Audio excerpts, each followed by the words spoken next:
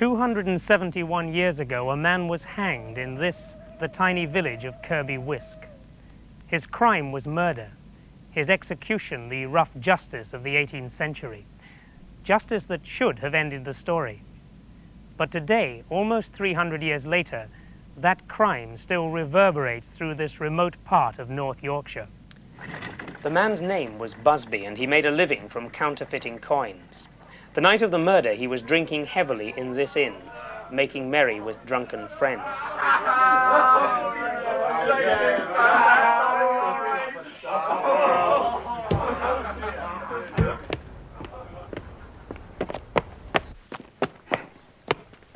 But when Busby left the inn late that night, staggering back towards his home, he was merry no longer.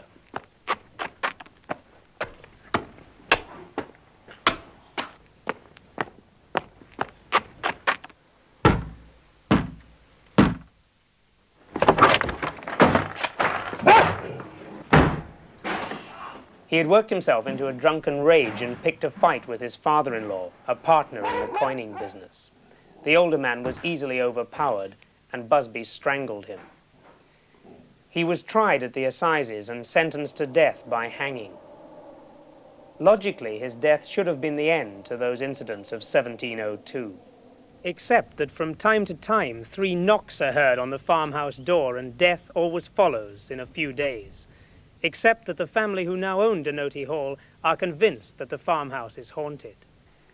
Except, above all, for Busby's chair, which still stood in his corner of the inn. In the last 6 years, 5 people have sat in the murderer's chair, and every single one has met sudden death within hours of the event. Just after the present landlord took over the pub and the legend of the chair in 1967, a couple who were on a car holiday dropped in for a drink. The man sat in the chair before driving off. He was killed 2 minutes later when his car hit a telegraph pole. In 1970, a building labourer was having a lunchtime drink. He laughed at the curse and sat in the chair. 2 hours later, he fell from some scaffolding and broke his neck. 2 airmen from the nearby RAF airfield were the next to joke about Busby's curse in 1971.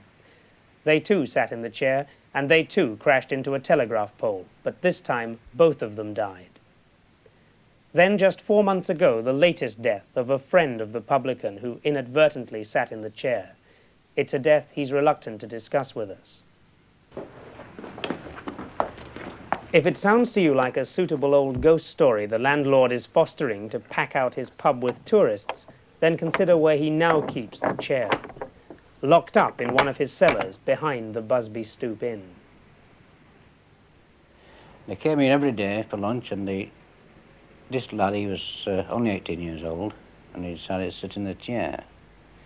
I refused, and eventually he talked me into it, to let him sit in it. He went back, and his father came back 2 hours after and said, "Do you mind taking that chair out?" He said, "My son just fell to the roof." And he fell to the roof and broke his neck. And that's the gospel truth. Did you take the chair out after that? Yes, I did. And yet, just 4 months ago, there was another death. Yes, for this reason. This chair has been on the lock and key in here. Now then, we had a tip that from Newcastle, actually, that the students were going to have a ragweek, and they're going to, this was the idea of pinching the chair. And so I put it down the cellar. Now, a personal friend of mine actually sat in the chair, and 3 days later, he was dead. Why don't you destroy the chair? Well, this is part and parcel of Busby's Stoop. This is part of the history of Busby's Stoop. I've often thought about it, and no doubt it probably will happen, but this is part and parcel of the pub. So you compromise by keeping it under lock and key? I keep it lock and key, yeah. I'm not superstitious, as people always say, and nor are any of us who've been filming Busby's haunted chair. But while we've given you the impression that Busby himself was actually sitting in it, in fact, we've all gone to extraordinary lengths to avoid sitting in the chair. Those deaths might be coincidence, but would you take the chance?